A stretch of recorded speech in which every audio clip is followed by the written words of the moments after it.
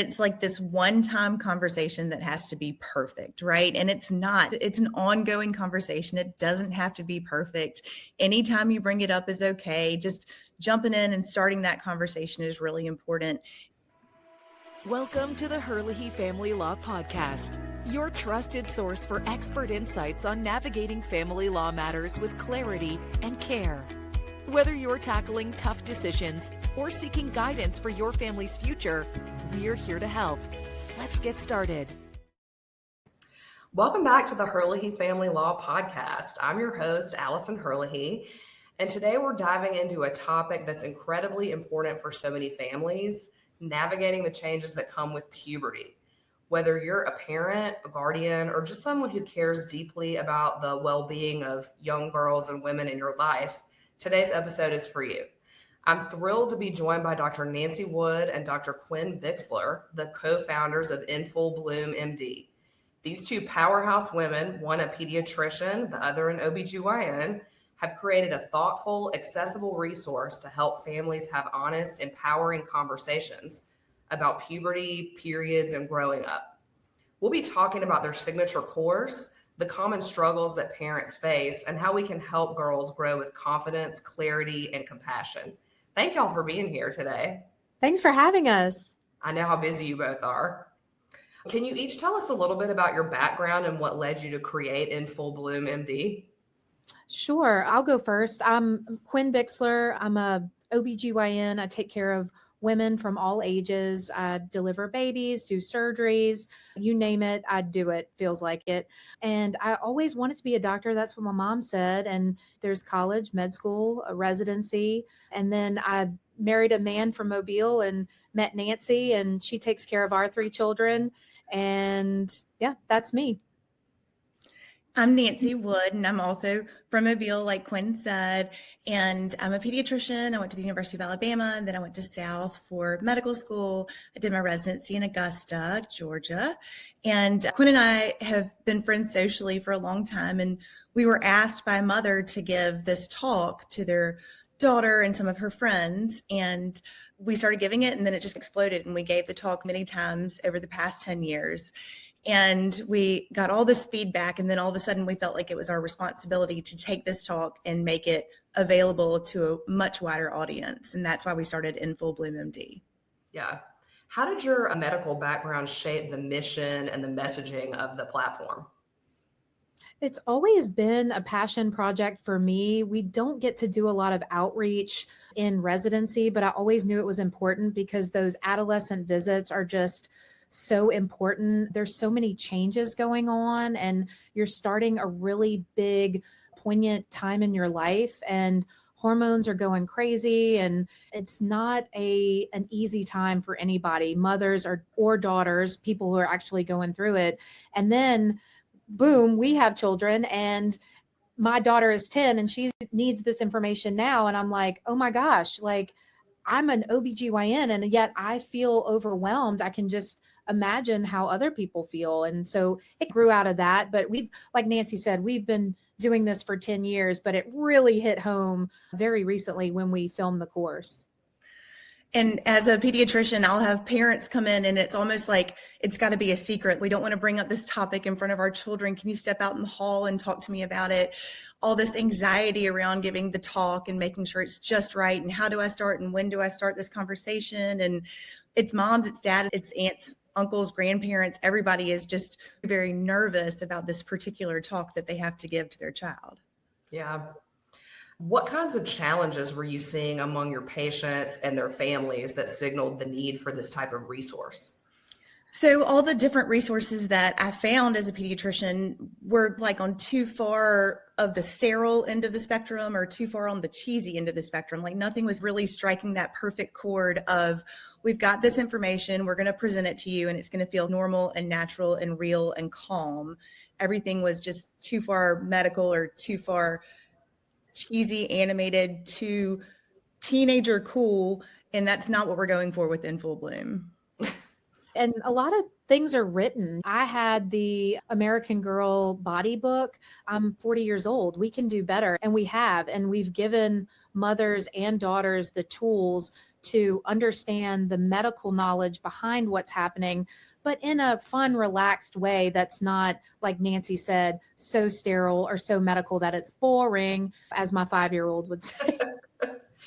I remember when I was in 5th grade, they took us all aside and had us like watch a video about it that starred like the cast of the Broadway musical Annie that looked like it was from like the 70s. And I'm 45, so obviously that wasn't that far removed from the 70s. But Right. even back then, all the kids were like, what is this? This is so weird and dated. Nancy and I have created this great approach that explains things in a manner that 9 and 10-year-old girls can take in and understand. And that's been really fun to see that feedback and to see it click. We've had a lot of joy just from those moments of, oh, I get it. And with preparedness comes confidence and strengthened relationships. So we've been happy with our mission so far.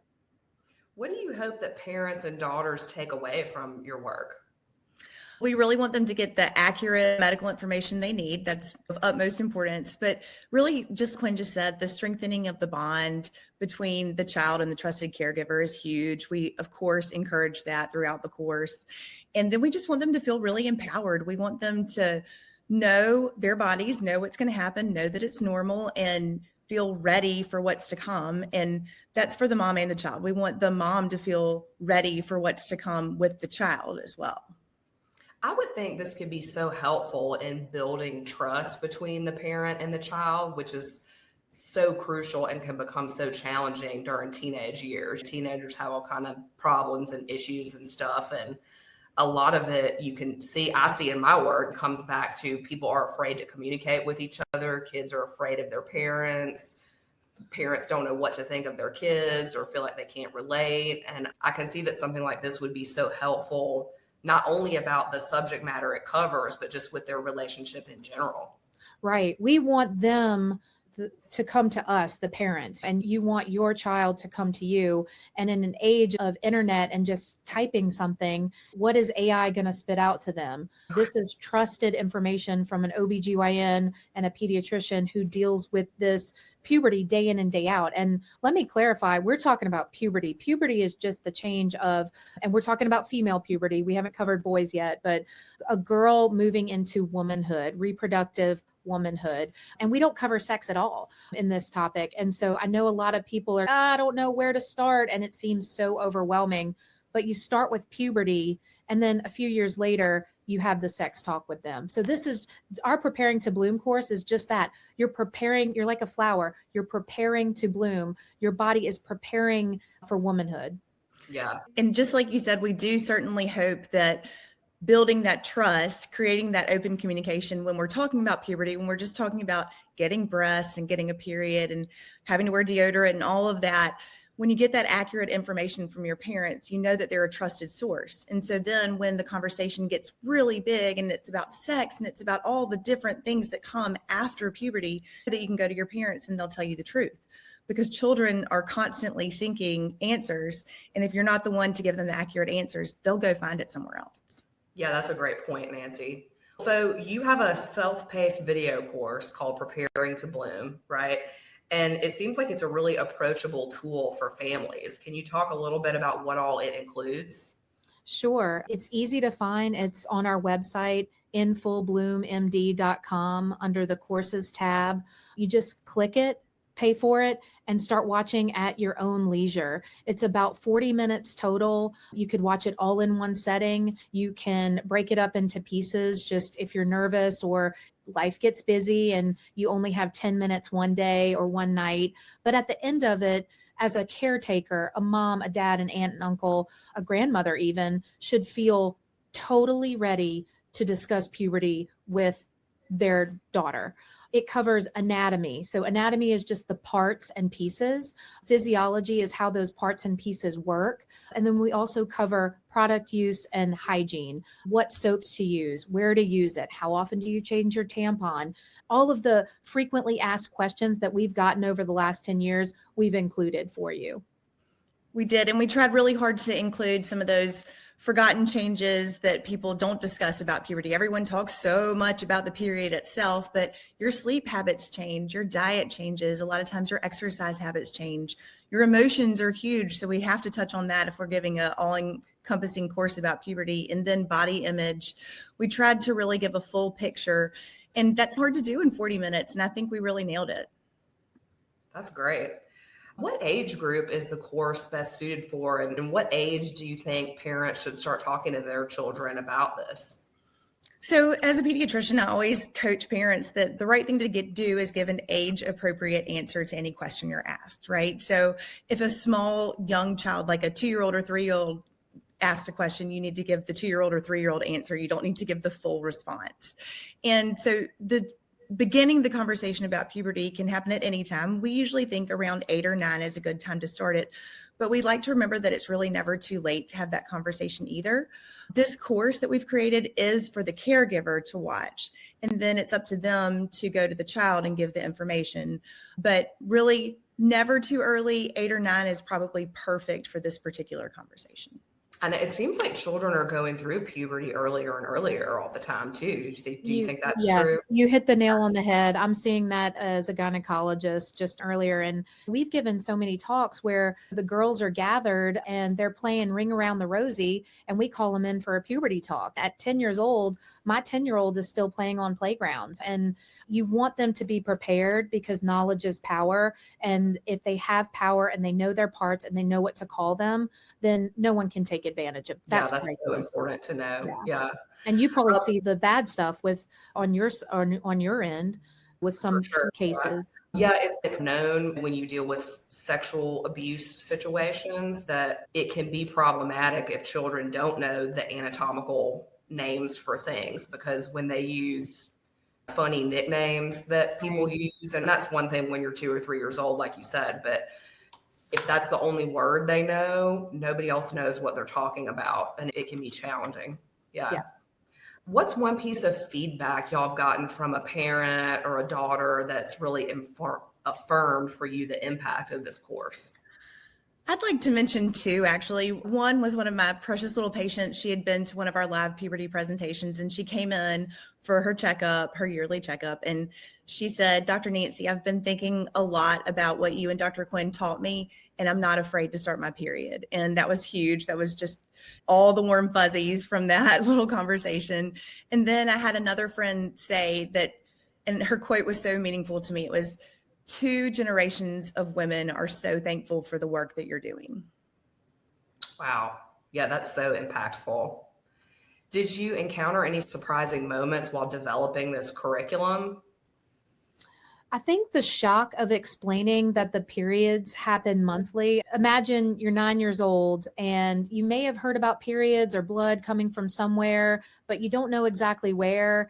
But we have to hammer home at each live puberty presentation that we give that this is a monthly occurrence.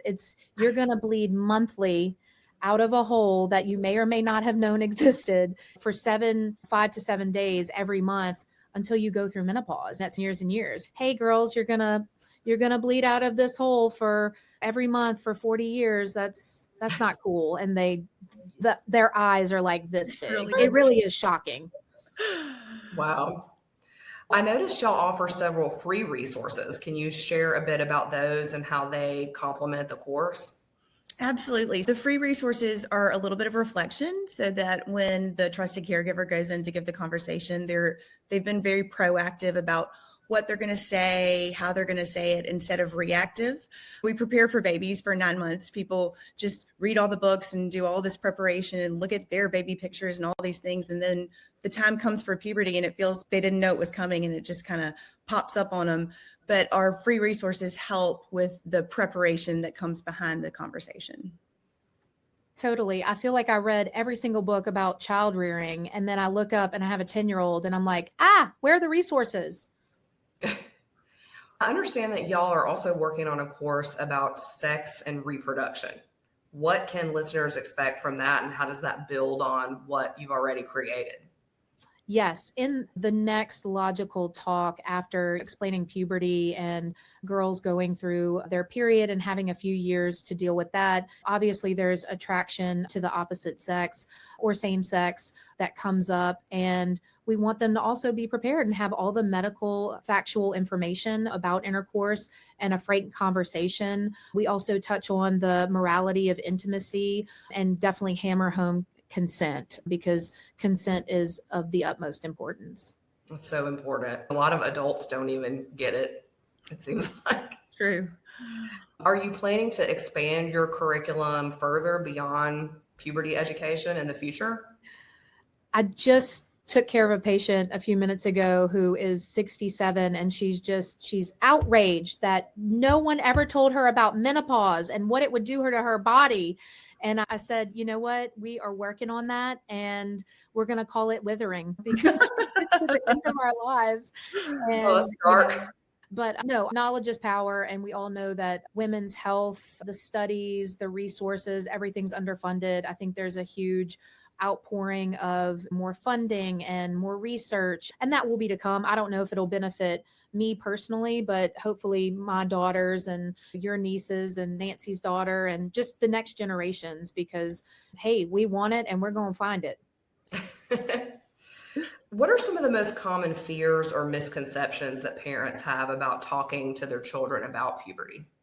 I would say that it's like this one-time conversation that has to be perfect, right? And it's not. It's an ongoing conversation. It doesn't have to be perfect. Anytime you bring it up is okay. Just jumping in and starting that conversation is really important. And it's not a one and done. It's an over and over again. There are going to be questions that pop up that weren't answered the first time go around. And you can change what you've said. You can go back and say, I said it this way, but I really think you might understand it better if I say it this way, or this is a much more clear presentation of what I was trying to say earlier. So it doesn't have to be perfect. It's not one time. Just start the conversation. Yeah. Yeah. What are some other practical tips for parents who want to start these conversations, but they're not sure how? I think a really good place to start is asking questions. Sometimes your children know way more than you think they do about a certain topic. And so if you just start it with, hey, so what do you know about the changes your body's going to go through? They may be really wide-eyed and say, I don't know what you mean. Or they may be like, oh, I heard that my friend's older sister is doing this, that, and the other, and she told me all this. And you can be like, oh yeah, that's right. Or that's wrong. Yeah. I think creating a special one-on-one time and get the other children out of the way. I have a 10-year-old, an 8-year-old, and a 5-year-old. The 8-year-old and the 5-year-old who suck all the air out of the room and are just bouncing around need to be away and out of the picture. And this needs to be a special one-on-one time with my older daughter, and just say, hey, you're my most precious resource. I love you so much. I want you to be prepared for XYZ. I don't want you to be embarrassed if you start bleeding at school. I want you to be totally prepared. What questions do you have for me? How do you help parents shift from a fear-based mindset to one of openness and support? So that's really what the course is all about. It's when you feel prepared, you're confident, and then you're ready to support others when you really understand the topic well. And so preparing to bloom isn't just referring to preparing the child to bloom. It's preparing the parent for the child to bloom and to help the child bloom. Yeah, that's a great point. If there's one thing you hope parents take away from your work, what would it be? Empowerment. I want them to be ready to step into that role and not keep putting it off, because that's what we've heard. Just, I don't know when to start. I don't know what to say. You watch the course, you're ready. Definitely confidence. Yeah. What else would you say to a parent who feels uncomfortable or unsure about how to approach this subject? I really love the analogy of the hardest part of the run is putting on your shoes for the run. So the hardest part of this conversation is actually just starting the conversation, just like Quin said, like getting the other children out of the way, sitting down with your child, just do it, just jump in, just prepare and then do it. Where's the best place for our listeners to start, whether they're interested in your course or just learning more about this in general? Yes, we'd love for them to visit our website, infullbloommd.com. We're also on Instagram at infullbloommd and Facebook as well.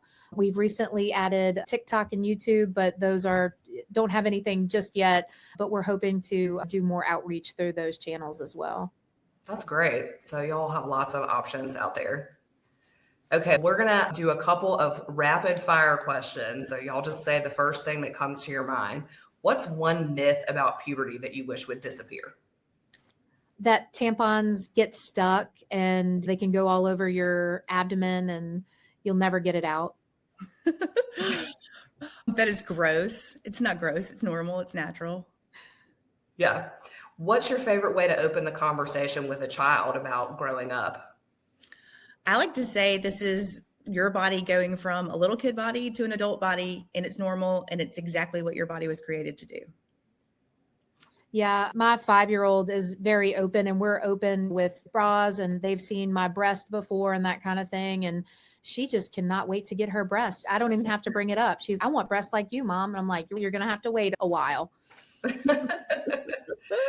What's one thing that you wish your younger self had known about puberty? I wish I knew that all bodies are different and it's okay to look different and at different times. I think as women, we put so much pressure on maybe how we look and not what our bodies can do, how much weight I can lift or how far I can run. And it's all about image. And I just don't think that should be. And I wish that was a stronger message, because throughout your life, you're going to look different. You're going to be just more lean when you're younger. And then after you have a baby for about a year, you're just very soft. Doesn't matter how many times you go to the gym. And then as we get older, skin turgor decreases and we get wrinkles and we sag. And that's just a beautiful, well-lived life. I wish I had known how much women discuss their bodies and periods and all of this when I was younger. I was an oldest girl child and I had a bunch of oldest girl child friends and none of us talked about it. And now that we're older, women talk about this kind of stuff all the time. And I wish I'd known that when I was younger. That would have been very helpful. Yeah. Are there any last thoughts that y'all want to add about anything before we wrap up? We're just so excited about the course. If you're local in Mobile, we also do live puberty presentations for that 9 and 10-year-old crowd, which are always a hit. But the course is just easy to press and obviously available on the internet and available to anybody. So that's great.